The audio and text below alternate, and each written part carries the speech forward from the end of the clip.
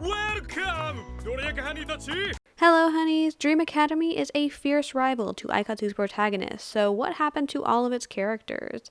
To find out, I put together each of their stories, motivations, and hidden lore. This is a thorough deep dive containing spoilers for the entire original series and Aikatsu on Parade. If that's okay with you, let's get started. Let's first take a look at Dream Academy's headmistress, Yumesaki Tiara, or as she used to be known, Suzukawa Anaki. Long before she founded her school, Tiara was a college student who worked part-time as a crew member for idol concerts. She was hired to manage the Aikatsu system for the top duo at the time, Masquerade, thanks to her skills in IT.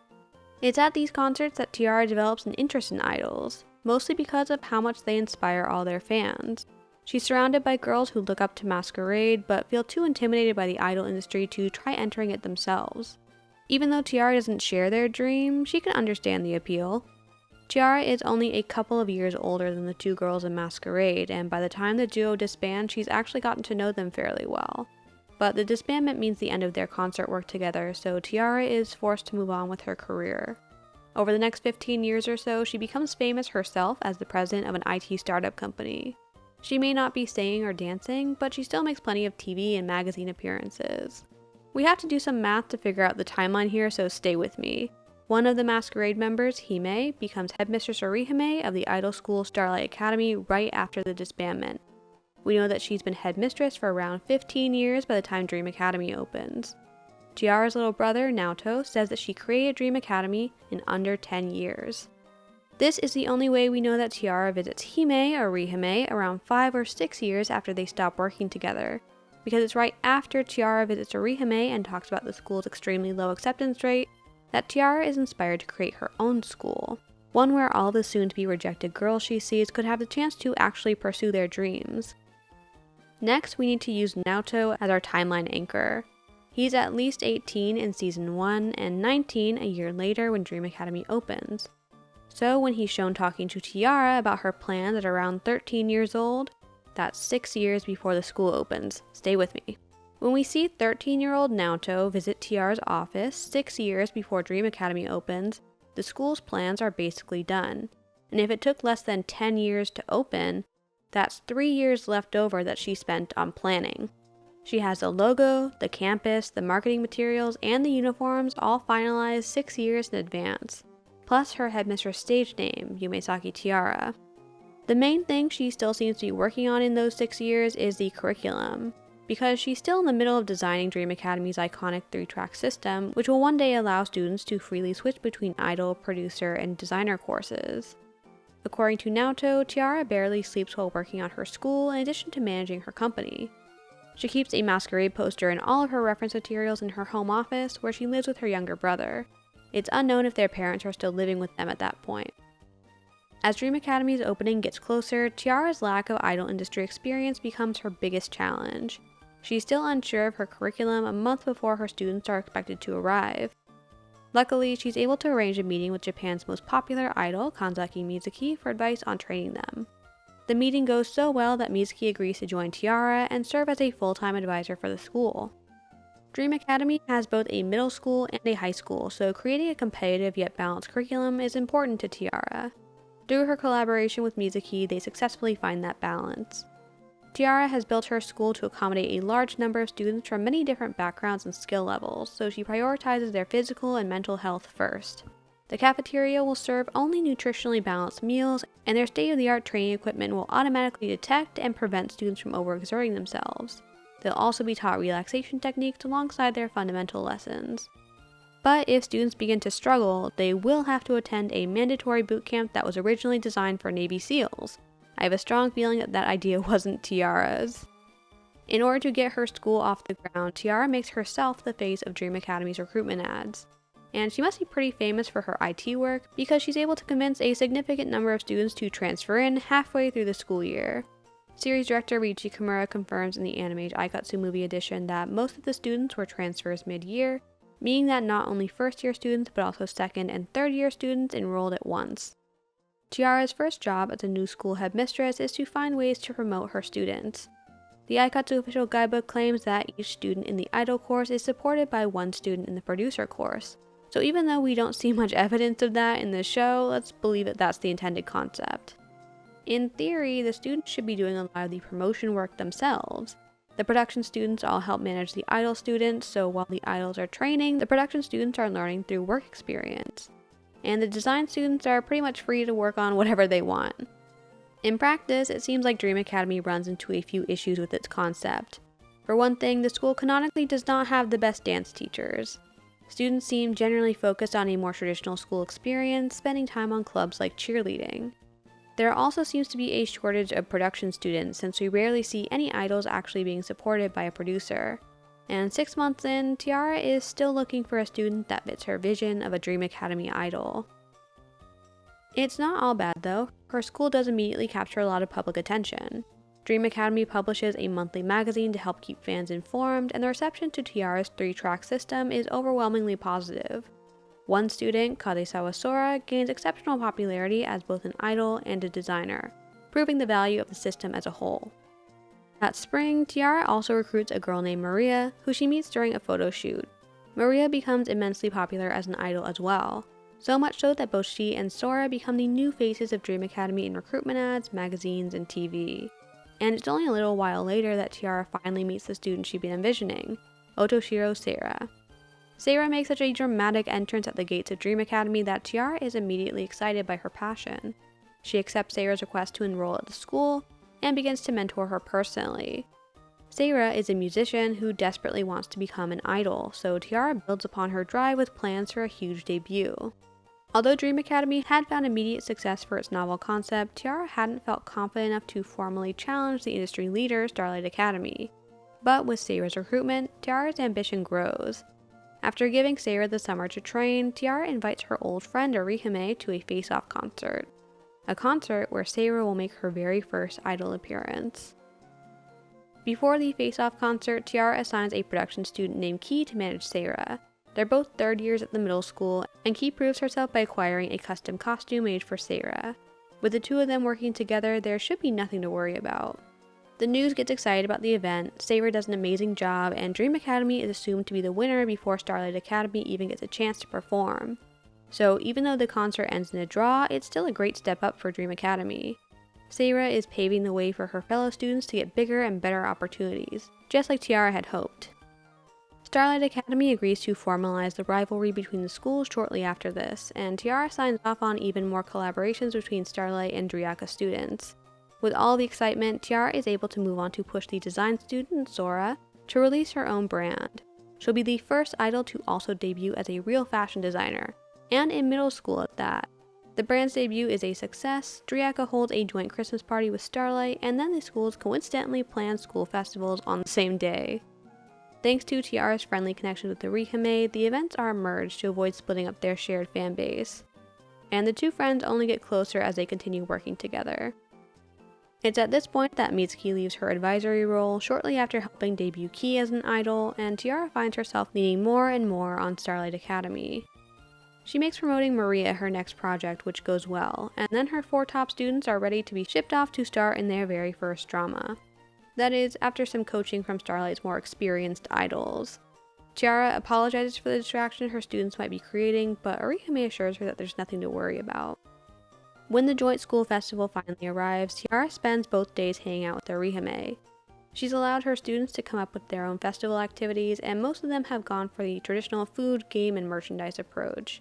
Starlight's festival is admittedly more professionally produced, but the reception seems about equal to both events. The finale is a public vote to determine the winning school, and Dream Academy loses by a hair. It doesn't bother Tiara much. She's more focused on how popular her students are becoming, and how well they're getting along with Starlight's own roster of rising stars. To further encourage students from both schools to collaborate, Tiara agrees to participate in Starlight's Partners Cup tournament. Students from both schools will be able to team up in pairs and compete to be crowned the top unit. The competition gets a surprise entry in the return of Mitsuki, who's paired up with her own partner to form the unit Double M. Before she'd served as Tiara's advisor, Mitsuki had been an overwhelmingly popular idol, so her return threatens to throw off the entire purpose of the Partners Cup. If a brand new, independent unit was able to win the event, what did that say about the state of both schools? Orihime shares Tiara's concerns, but she has a more positive spin on the problem. Orihime is more excited to see a unit grow popular enough to surpass all of her own achievements in Masquerade. No idol has come close in the last decade and a half.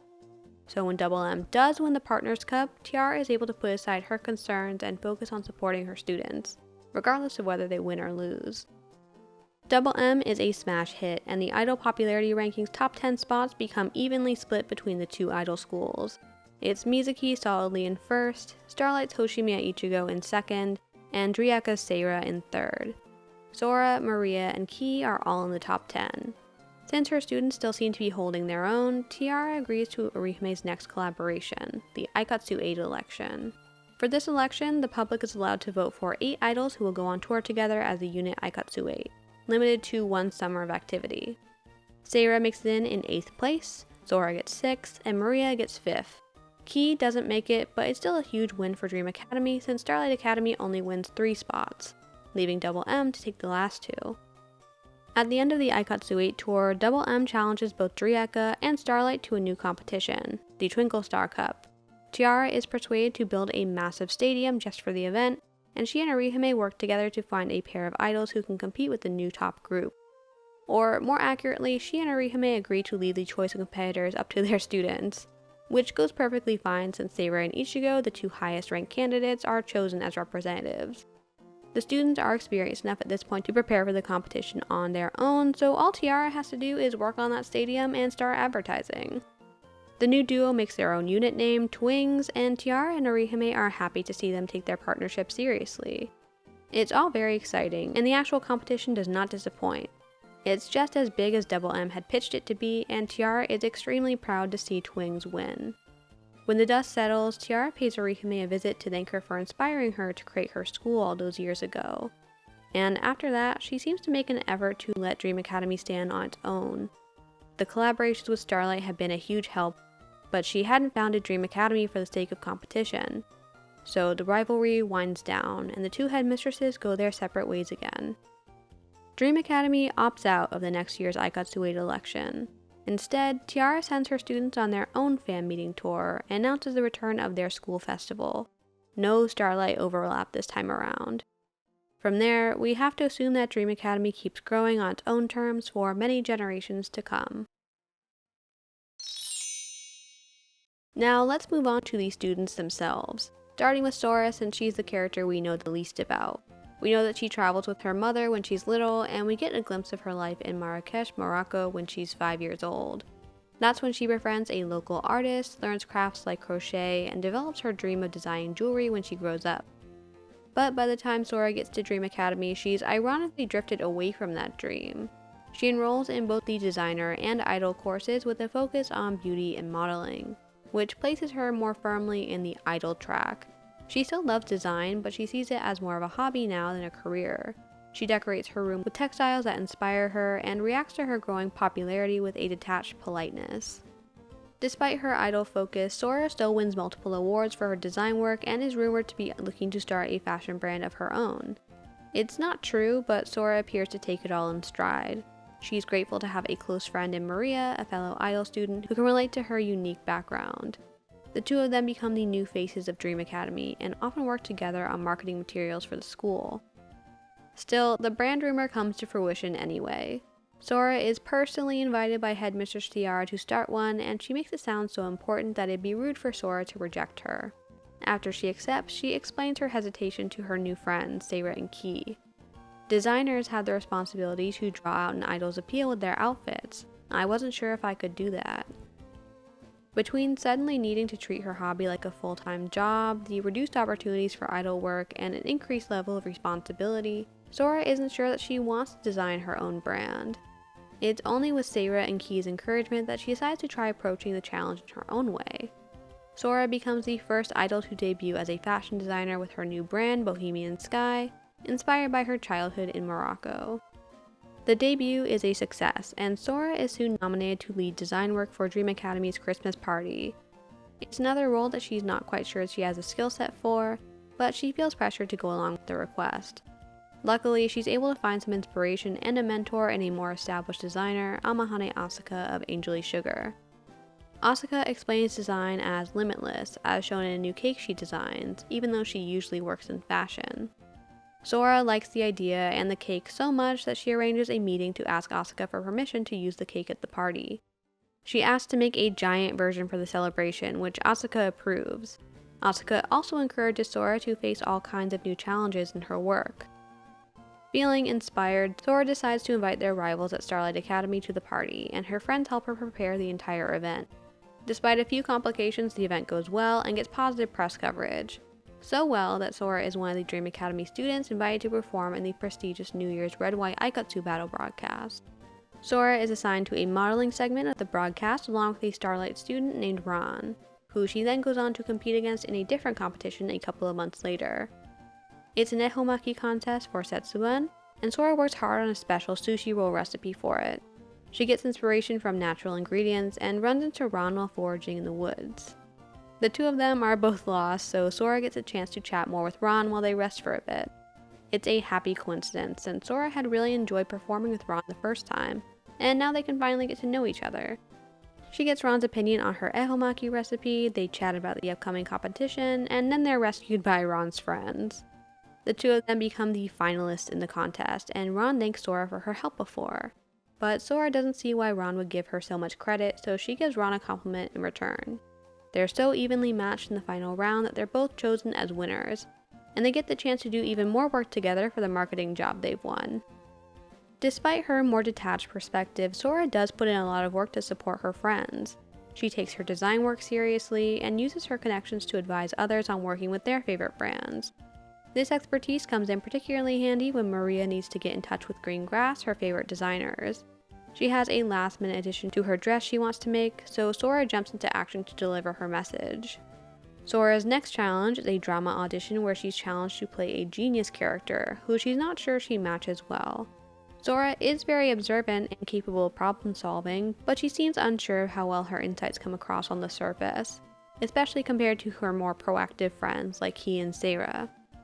The audition is eventful, but they all pass, and then are subjected to many more challenging scenarios over the course of their filming sessions. But Sora is soon able to shift her focus to prepping a design exhibition for Dream Academy's school festival, which she has a lot more fun with. Ron even visits her to catch up at the event. And a few months later, they get another chance to pair up for Starlight Academy's Partners Cup. Sora is very excited to be properly collaborating with Ron this time, and it inspires her to think of new possibilities that they could explore together. She gets to style Ron's hair for their performance, and even though they're nervous and make a mistake, Sora really enjoys the competition.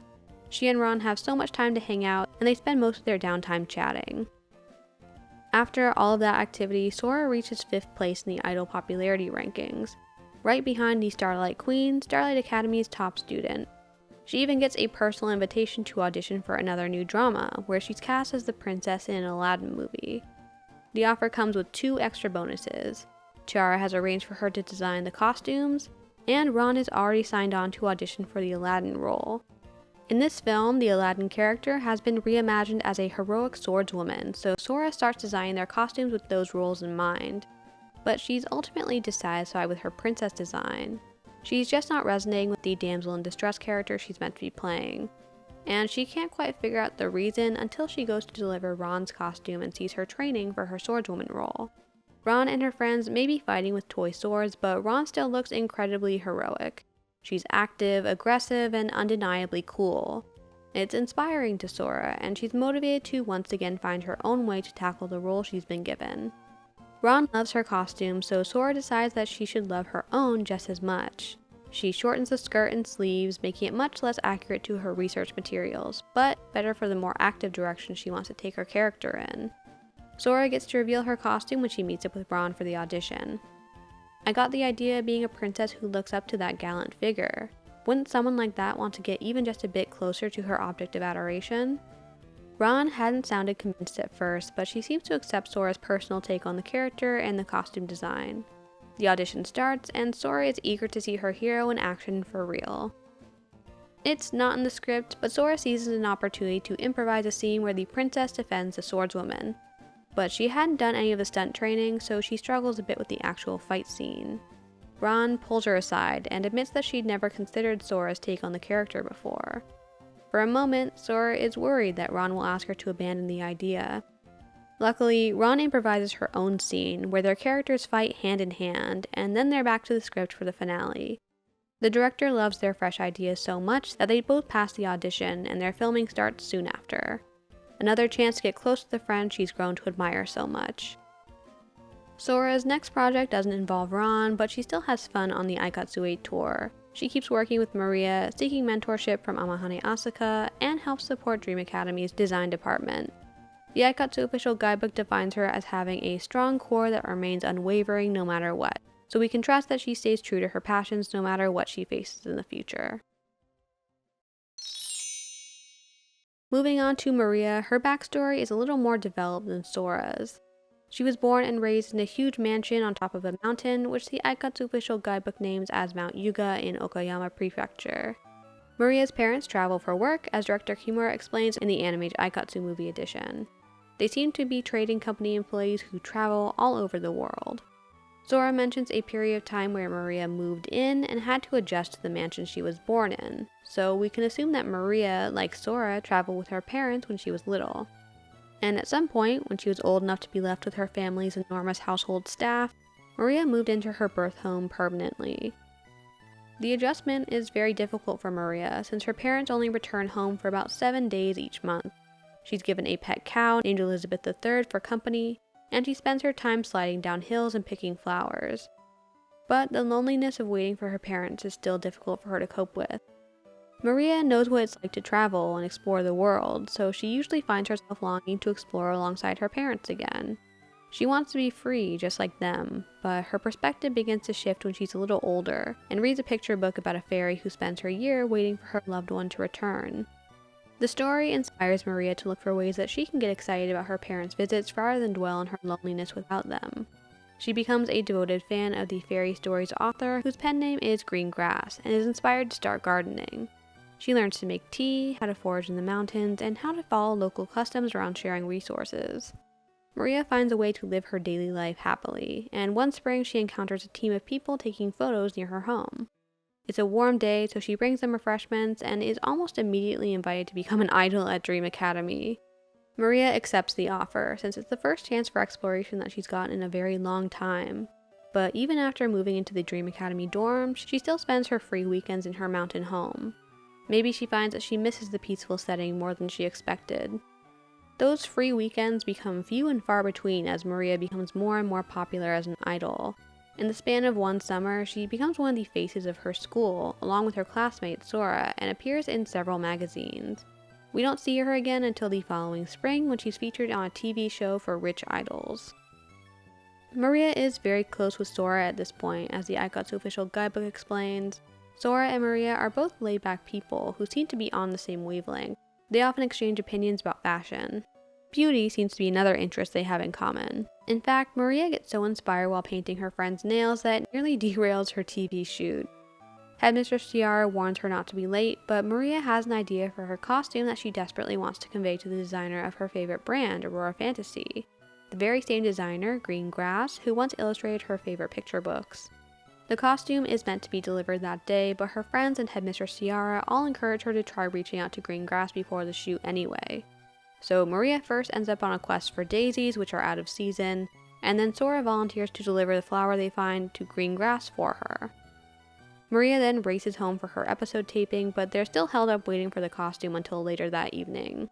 When Sora finally arrives with the dress, she also has a video message from Green Grass. They loved her daisy idea and had taken the time to incorporate the flower into their design. The end result is perfect, exactly what Maria had been envisioning, and the filming can finally wrap up after Maria performs in it.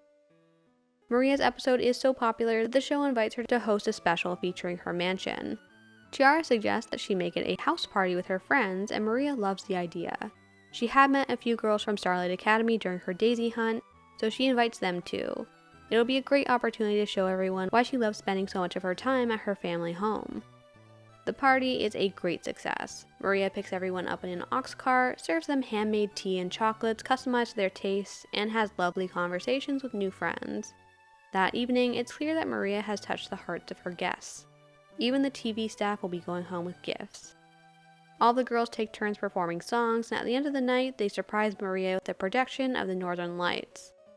It transforms her already beautiful home into the ethereal wonderland of her dreams, and she finds herself touched by their kindness too.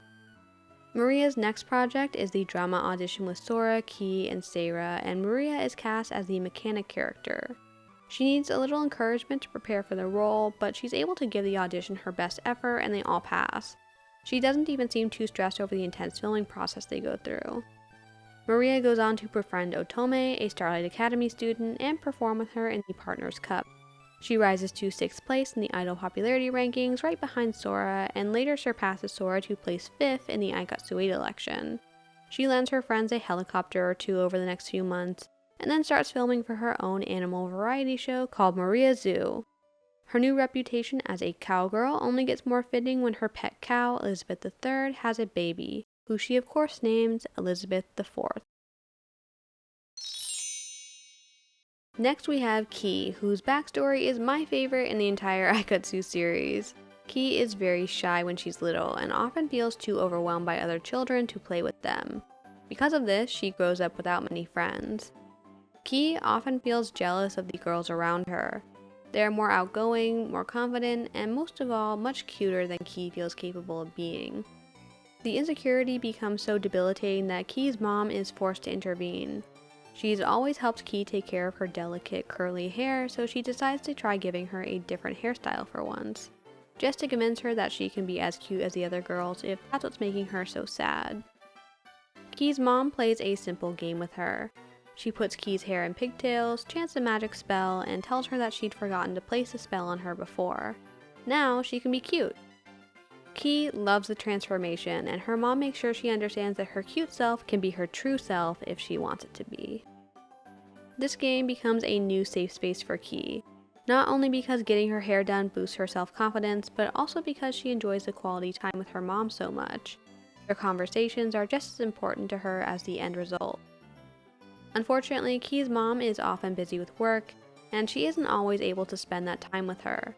So Kii still has days where she struggles at school, and she still gets too sad and lonely to cheer up at home. When that happens, her mom puts the game aside and promises never to give up on her. Cute or not, Kii is always grateful for her support. Thanks to their combined effort to overcome Kii's shyness, Kii eventually becomes a much more cheerful person. So much so that she feels ambitious enough to apply for Dream Academy's production track. She wants to make other girls feel just as cute and empowered as her mom had done for her. And when she gets in and her uniform arrives, her mom is moved to tears by how much she's grown. It's unclear when it started, but Kii's mom becomes the only doctor for a remote island community.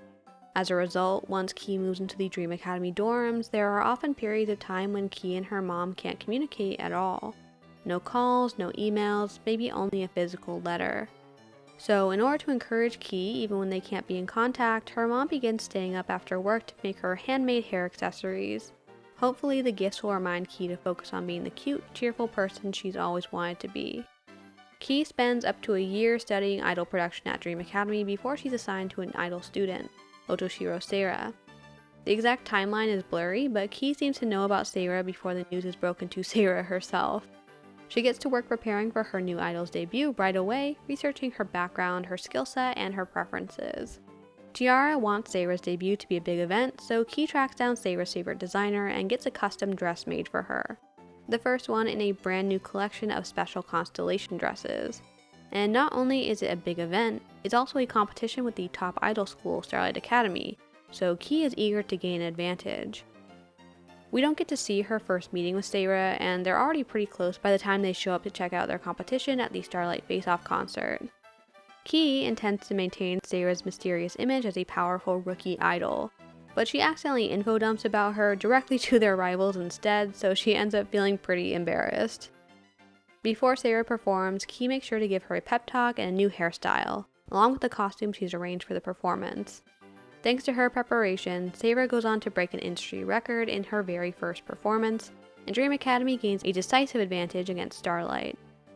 Kii is very proud of this accomplishment, but her confidence only lasts until the next day, when she recognizes a familiar face in the Starlight dressing room, Hoshime Ichigo, the superstar idol. Seira may be a prodigy, but Ichigo is one of the few rivals who could probably match her. And suddenly, Kii finds the situation spiraling out of her control. Seira wants Ichigo to perform as Starlight's representative and demands that Kii lend her a dress to even the playing field. Kii had been pretty confident that Seira would still win, so she's shocked when the competition ends in a draw. As soon as she and Seira get back to school that night, they start researching Ichigo. Kii spends the next day gathering information on her, as well as the other Starlight idols. As they keep digging, Kii becomes impressed with Seira's desire to study their competition. She and Ichigo have an upcoming performance together at a concert sponsored by Seira's favorite brand, Swing Rock. They make sure to greet Ichigo at the venue, and then Kii gets to work making sure no one disturbs her idol before she goes on stage. This time, Seira wins, and Kii congratulates her backstage. But frustratingly, Seira isn't even happy about the victory.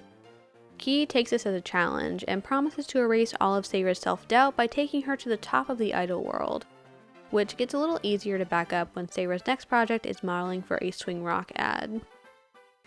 Their next assignment is a fan photo event, so Kii takes Seira out to practice some candid photography.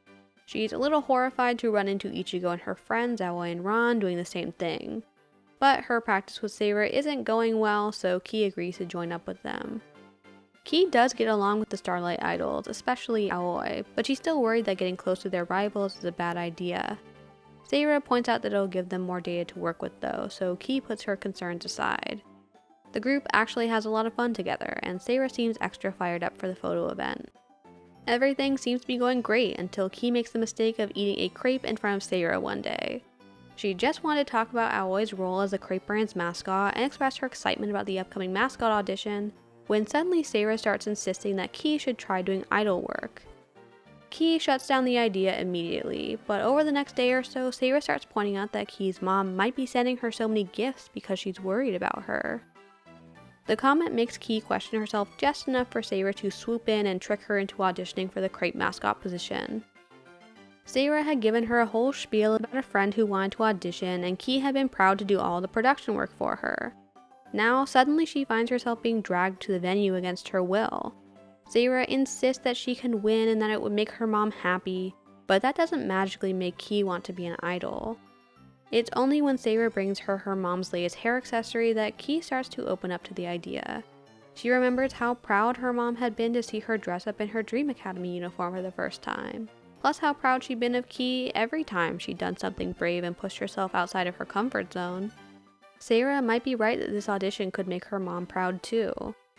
Kii may not be the strongest in singing or dancing, but she does have some baseline Dream Academy training since she's able to pull out her audition performance.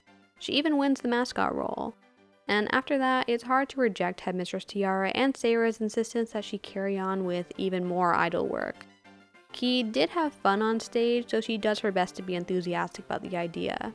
It's probably around this point that Kii would have done her Aikatsu bootcamp training.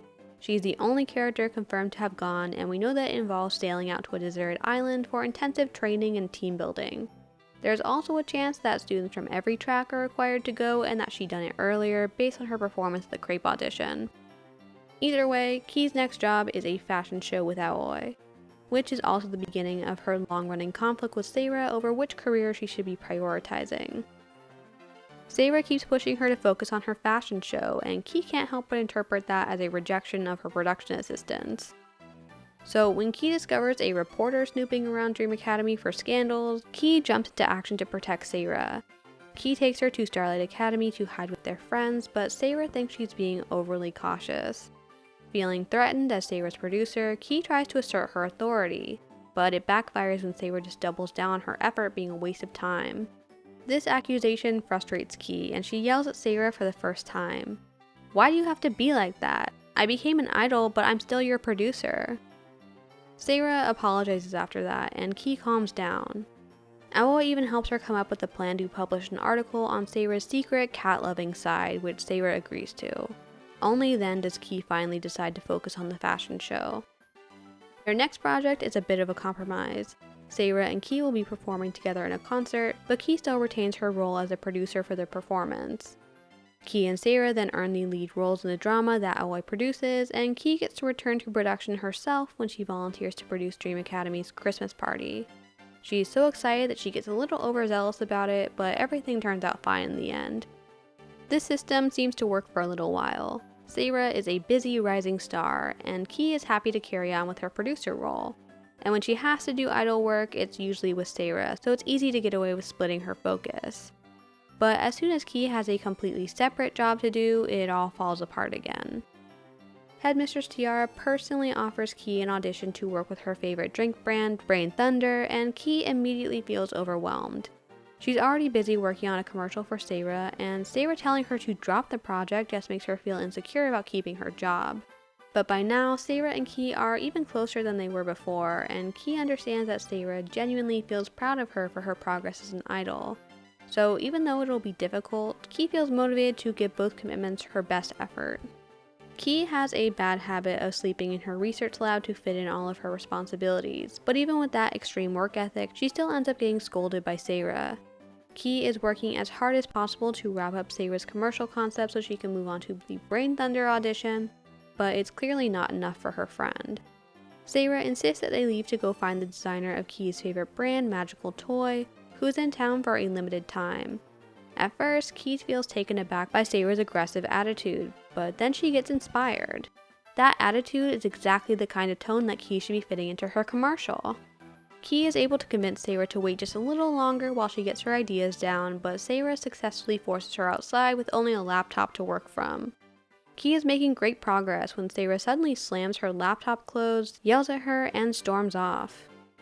Seira had demanded that Kii stops thinking about her until after the Brain Thunder audition, so Kii makes a genuine effort to reprioritize in order to smooth things over. But the commercial is still stressing her out, and now she's worried that Seira hates her for ruining both of their projects. Just when she's beating herself up over it, she's approached by Kansaki Mizuki of all people, an extremely famous idol who has been missing for over a year, casually talking to her, like some kind of hallucination or spirit. Mizuki compliments her work on the last commercial she produced, and all Kii can say is that she's motivated by her love for Seira. Mizuki suggests that Seira feels the same way about her, and that, in a way, Seira wants to be her producer. To see Kii shine as much as Kii wants to see Seira shine, just like her mom had always done for her.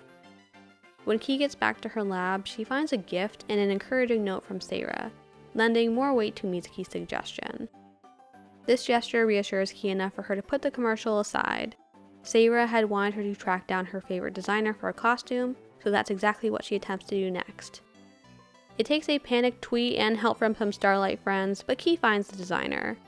And when she literally stumbles in the last stretch to catch his attention, Seira shows up to save the day. Kii is incredibly grateful for Seira's help, but it's also the worst she's felt about herself in a long time. All Kii can think about is how useless she is and how badly she wants to get this costume to finally make Seira happy. As soon as the designer hands her the dress, Kii passes out from exhaustion. Her friends bring her back to school, and Seira gives her a pep talk before the audition the next day. When she wins, her real victory is the approving nod Seira gives her in the audience. The two of them go back to their usual routine of working together after that, but Kii's self-esteem issues come to a head in their drama audition with Sora and Maria. It's Kii's idea to let her computer assign them all roles, and she's horrified to be stuck with the leader character. Kii gets encouragement from her friends, and she does her best to prepare, but she can't shake her habit of relying on Seira for decisions. Even when her friends are arguably just as lost in their roles, Kii feels even less capable than them. But when they all pass the audition anyway, it seems to plant a seed of confidence for her. After their crew completes a crazy filming schedule, Kii seems to have done so many scary new things that her self-image actually improves. At first, she just seems happy to go back to production work, but she actually starts to initiate some healthier boundaries with Seira when they have to choose partners for an event.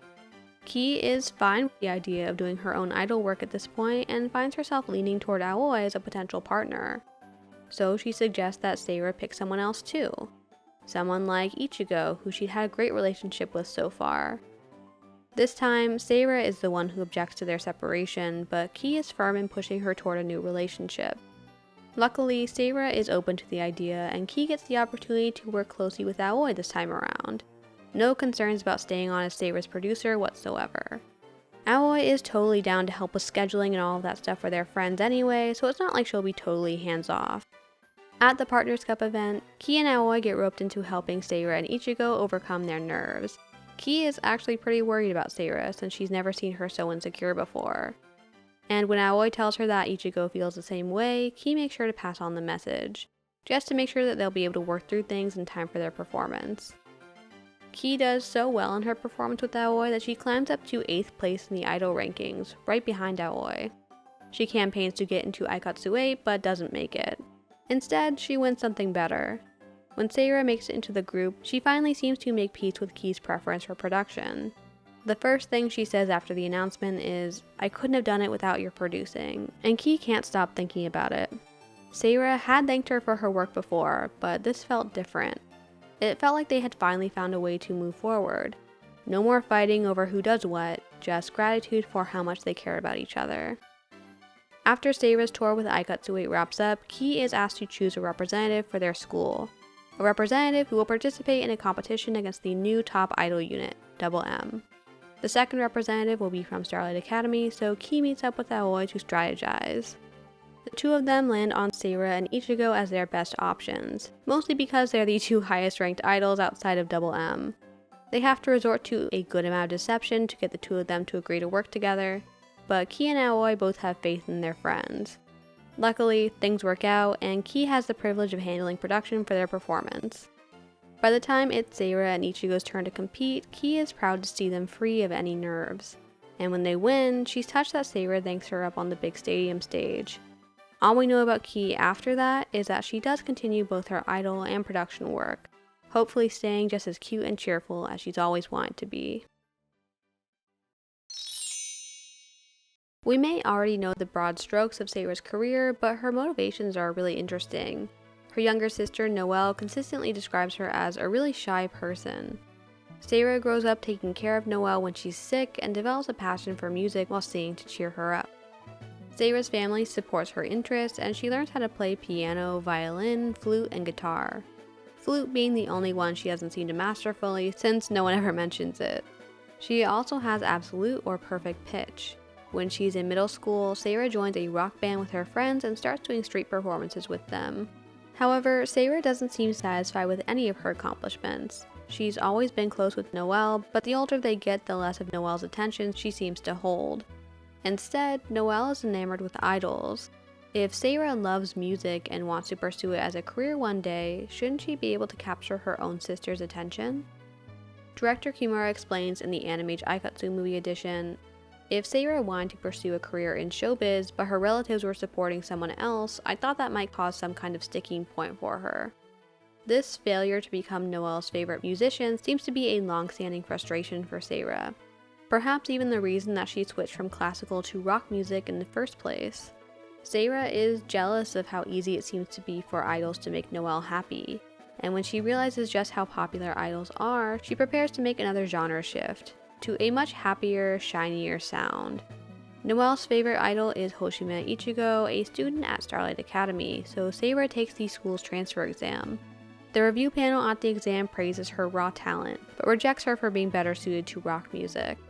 It's a demoralizing loss for her, and she picks up an idol magazine on the way home. Ichigo is on the cover, of course, but the ad inside surprises her. It's for a different school called Dream Academy, and the text reads, "As long as you have the passion, anyone can become an idol." If the ad was telling the truth, then Seira might have a chance after all. She races over to the school with her guitar and amp, and loudly announces herself at the gate. Her boldness reveals just how desperate she is to succeed at her goal, and how deep her desire to prove herself must be. It's so important that she can't bear to go home a failure, and if it's possible to redeem herself, it needs to happen immediately. Seira is accepted into Dream Academy, but she's not exactly sure why. But Headmistress Tiara congratulates her and reassures Seira that she doesn't need to compare herself to others to succeed. So when she's given permission to define her own dream, Seira expands on her original goal of impressing Noelle. "I want the entire world to hear my shining sounds. I want the sounds I make to make people happy." As we know, Seira was accepted in the spring and spends her summer training. She may or may not have gone to boot camp too, based on her reaction when it's brought up. She's very excited when her debut finally arrives in the fall. Tiara keeps reminding her that her accomplishments will also pave the way for other idols, but Seira doesn't understand what that means. What she does know is that she's determined to beat Starlight Academy. Because they rejected her, yes, but also because Noelle is still an Ichigo fan first and foremost. Seira tracks down Starlight students at a TV studio to formally challenge them, without introducing herself just yet, and gets excited to play the role of a rival. But Seira's plan to properly reveal herself backstage at her face-off concert with them is derailed by her new producer, Kii. Seira is admittedly very confused about Kii in the beginning. She can't tell if she's supposed to be listening to Kii or the other way around. So even though she's a bit overwhelmed by Kii at times, she tries to put her best foot forward and get along with her. Seira is relieved when Kii turns out to be a very supportive friend. Even when she doubts how well she compares to Ichigo after her debut performance, Kii and Headmistress Tiara are right there to reassure her that she's better by far. That's why when they run into Ichigo the next day, Seira is determined to compete with her, to finally accomplish her goal of proving that she deserves to be Noelle's favorite. She's honestly confused when their face-off concert ends in a draw. The only thing she can do is give Ichigo a formal challenge this time and assert herself as superior anyway. Even more confusingly, Ichigo turns out to be a silly, carefree person who easily meets her challenges. So Seira takes researching her and the other Starlight idols very seriously. Just like Seira's family, Ichigo's family runs a restaurant, which she of course has to visit for research purposes. Ichigo's mother, Ringo, is the first person to recognize Seira in public after her debut concert, which Seira is extremely excited about. Ringo tells her some stories about Ichigo, some neighborhood ladies ask for her autograph, and Seira leaves the restaurant feeling even more motivated to compete with Ichigo again. Conveniently, the two of them are then assigned to perform on stage together at a swing rock concert, so Seira gets her chance. She overhears Noelle visiting with Ichigo backstage and takes it as even more motivation. Before they go on stage, Seira thanks Ichigo for inspiring both herself and her sister, and challenges her again. This time, Seira wins, and she braces herself for Ichigo's reaction to her defeat. Unfortunately, Ichigo doesn't seem to care about losing at all. She even asks Seira if she had fun, which shocks her. If Ichigo isn't taking their rivalry seriously, then does it even count as a win for Seira? Noelle's favorite idol is clearly still a step ahead of her. The next time Seira sees Ichigo, they're preparing for a photo event with their friends. The whole time, Seira can't help but be drawn to Ichigo. She notices new things about her, like how pretty her voice is and how close she is with her friends.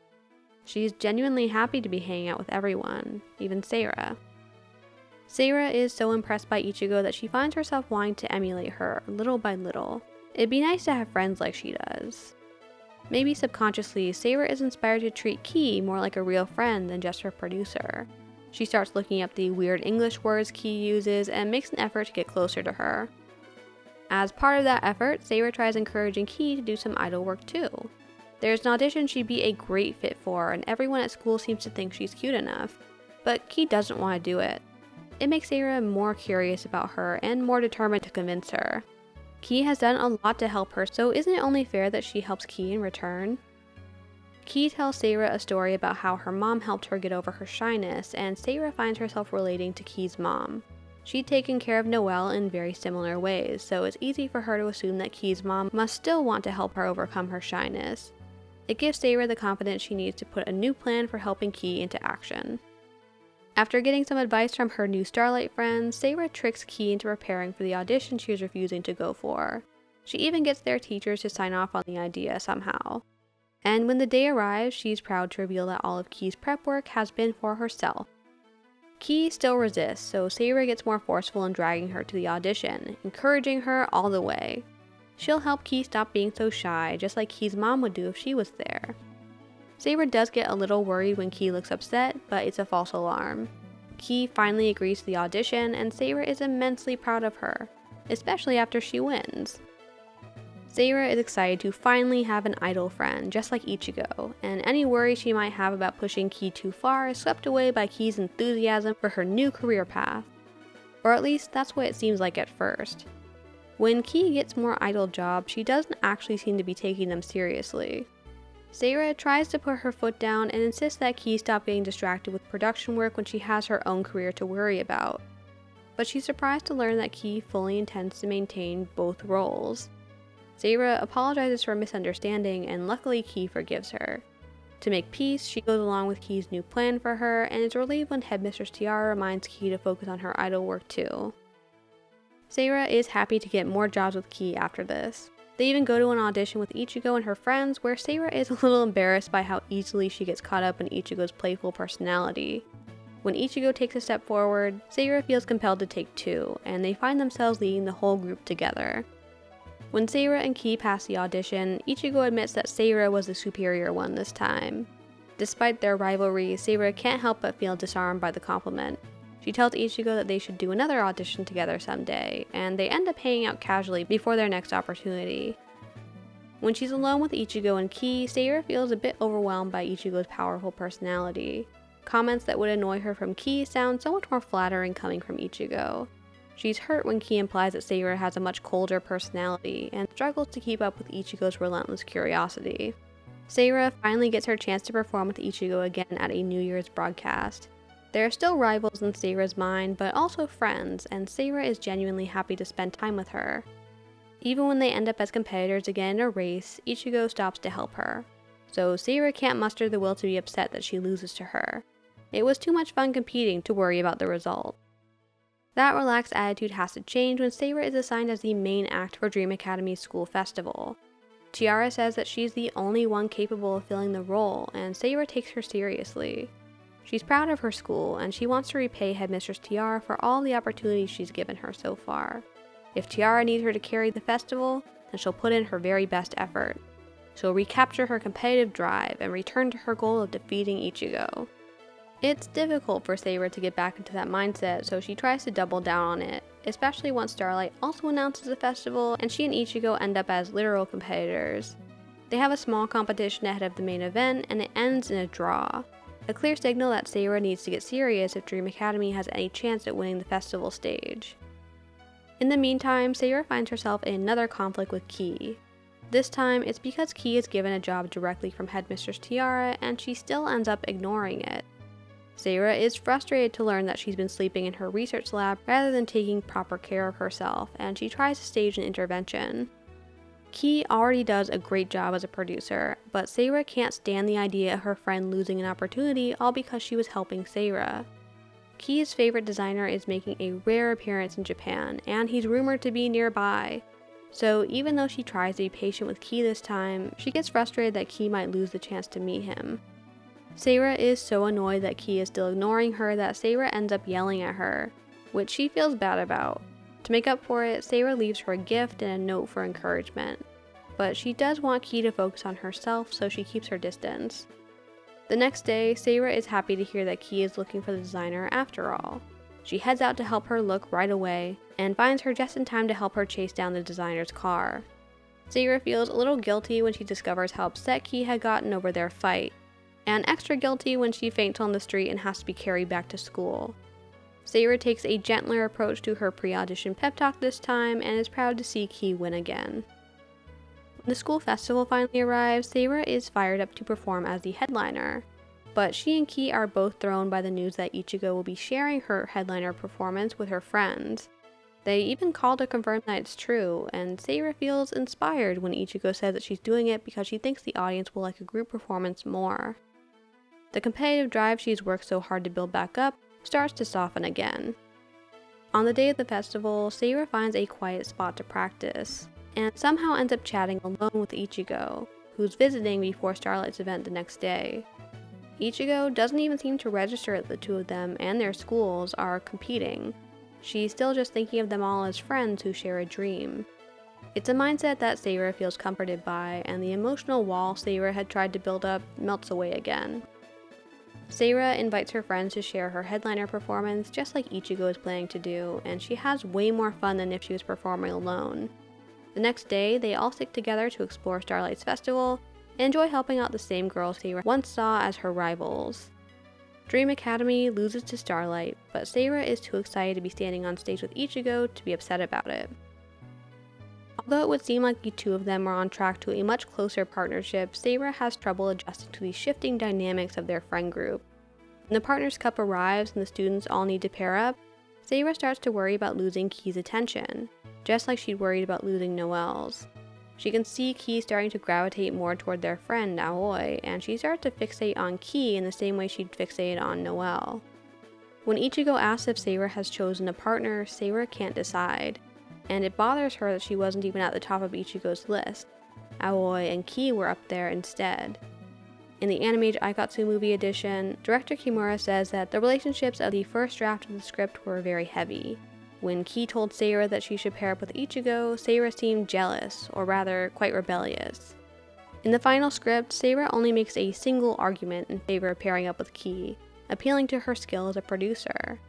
But when Kii brings up how much Ichigo motivates Seira, she agrees to go along with it. She still makes a point in bringing up how close she feels to Kii though, a reminder not to forget about her while she's working with Aoi. Seira does her best to commit to her partnership with Ichigo. She even offers to abandon their rivalry, but Ichigo says that that's boring and insists on continuing it, if only for the bit. Still, every time Seira tries to get serious about competing with Double M, their actual rivals, Ichigo's silly, earnest personality softens her right back up again. The two of them agree to go talk to Double M directly since they know where their office is, and Ichigo is already a friend of one of the members, Mizaki. But when they see how adorable and perfect Double M's chemistry is, both Seira and Ichigo feel intimidated. That's a high bar for compatibility they'll have to clear together. Double M's performance at the Partners' Cup is just as good as their meet-cute story, and it takes Ichigo's confidence to persuade Seira that they still stand a chance against them. Still, Seira feels nervous. She can't risk holding Ichigo back, so she studies their song and choreography while they wait for their turn. She and Ichigo watch all of their friends perform and feel impressed by how well everyone does. But right before their turn, Kii and Aoi tell them that they're both worrying about each other, and Seira is surprised to learn that Ichigo feels inferior to her. Seira shyly compliments her, and that seems to fix everything. They finally have an actual conversation backstage and then almost win the whole competition. They just barely lose, but Seira still feels closer to Ichigo than ever. Losing doesn't seem to matter when they're together. Seira is able to get excited about beating Double M one day, but when Double M shows up to talk to them, she takes on a much softer tone.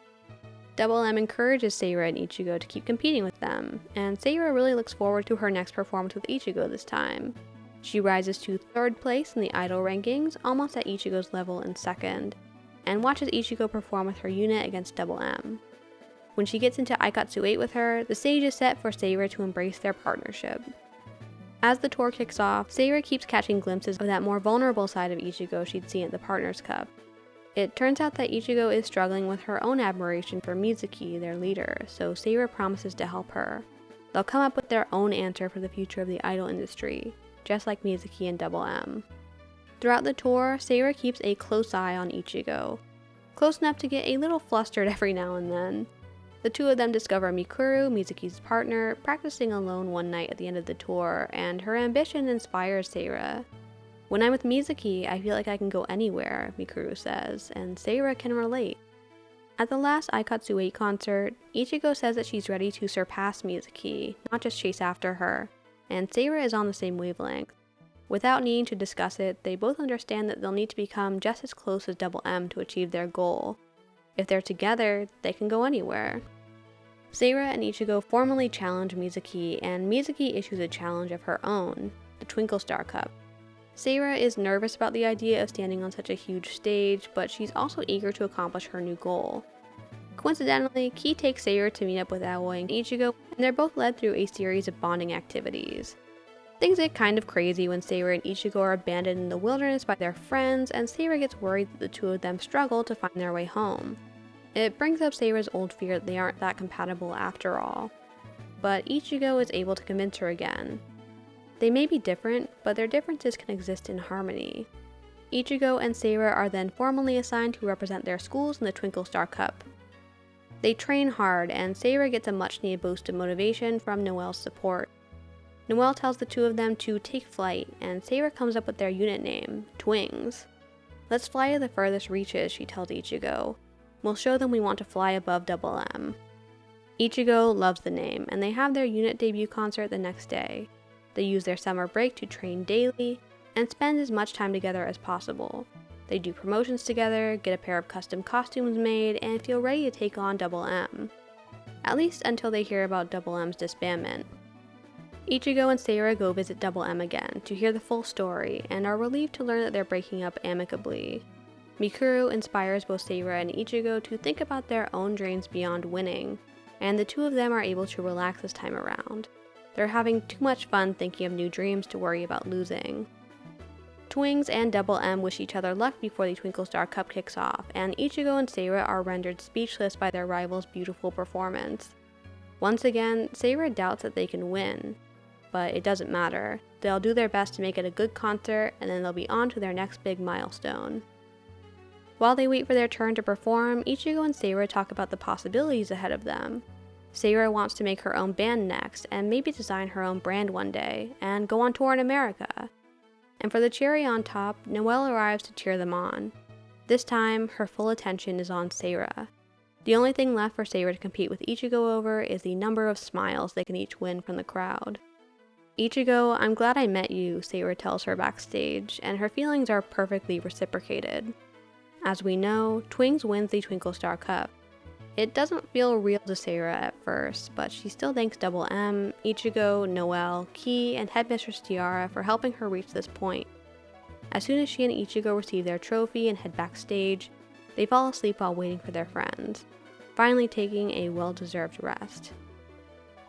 Director Kimura confirms in the Animage Aikatsu Movie Edition that Twins is not intended to be a limited-time unit, and they haven't disbanded. So even though the two of them go back to working individually, they still see each other as partners. Seira goes on to form the band she'd been planning, and she maintains her popularity as an idol. And when Noelle joins Dream Academy too, Seira has no problem recommending Ichigo's favorite brand, Angel Sugar, for her debut costume. Speaking of Noelle, she's a pretty unique case as the only Aikatsu character with a true spin-off series. She's the protagonist of the Aikatsu on Parade Dream Story web series, which you can currently watch on YouTube. It features characters from every Aikatsu series, so I don't consider it canon, but we will explore it as a window into what Noelle's character was probably intended to be if she'd had more screen time. But let's back up and explore her actual canon story first. Noelle is 3 years younger than Seira, the same age as Ichigo's brother Raichi and Akari, which will become important later. Noelle describes herself as being frail and sick all the time when she was younger. So as she grows up, she really admires Seira's talent in music and the determination shown by idols like Ichigo. Noelle may not always have the energy to chase after those role models, but when her family moves and she transfers to Raichi's school, she finds a friend who shares her interest in idols. She had initially been interested in Raichi because he was rumored to be her favorite idol's brother, but once they're properly introduced, they quickly become friends. Thanks to Raichi and Seira's idol debut, Noelle starts getting more and more opportunities to interact with Ichigo, which she greatly enjoys. She and Raichi start an idol newspaper that they post in their family's restaurants, and they somehow get press passes to official idol events. Once she gets to middle school, Noelle's focus starts to evolve a bit. Both Starlight and Dream Academy have middle schools, and Director Kimura says in the Animage Aikatsu Movie Edition that everyone asks Noelle, "Aren't you going to enter Starlight Academy? Or you'll probably transfer in your 3rd year." But she stubbornly keeps saying that she's not going to enter. Despite her hesitation, Noelle does feel drawn to Dream Academy when she visits their school festival. And she's so inspired by Ichigo and Seira that she starts volunteering at her local community center. After she watches them win the Twinkle Star Cup, she starts to seriously consider becoming an idol. It takes until the middle of her 2nd year of middle school, but Noelle does transfer to Dream Academy. She stops going to idol events with Raichi while she trains for her debut, and he offers her tons of reference materials, along with a promise to be the first one to cover her debut whenever the time comes. Noelle is mostly inspired to catch up to Seira, but she also mentions that watching idols her age, like Akari and her friends, also help motivate her to transfer. We know from Starway to the Future that Noelle starts hanging out with Seira's Dream Academy friends. And from there, her canon story is a mystery. So let's look at what they did with her in the Dream Story spin-off. In Dream Story, Noelle has made her debut and is working as an idol. She has a Twins poster in her room and looks up to them, and is assigned to represent Dream Academy in a competition alongside Sora and Maria. Raichi keeps his promise to cover her debut, and Noelle is mostly framed as a successor to Akari. I find the successor choice a little strange because the relationship is presented as more of an Ichigo-Mizuki generational baton-passing dynamic, but they're the same age, and I think recreating the Ichigo-Seira rival dynamic would have worked fine for both characters. Spoilers for the ending, but Noelle does lose to Akari. Maybe we'll talk about that more in a few years when I eventually get to analyze On Parade. Thank you so much for watching. I didn't expect this video to be so long. I got pretty carried away with all the character analysis. Let me know your thoughts about Dream Academy in the comments below, and keep an eye out for more video updates in my community tab. Bye bye! Good job there! Yeah!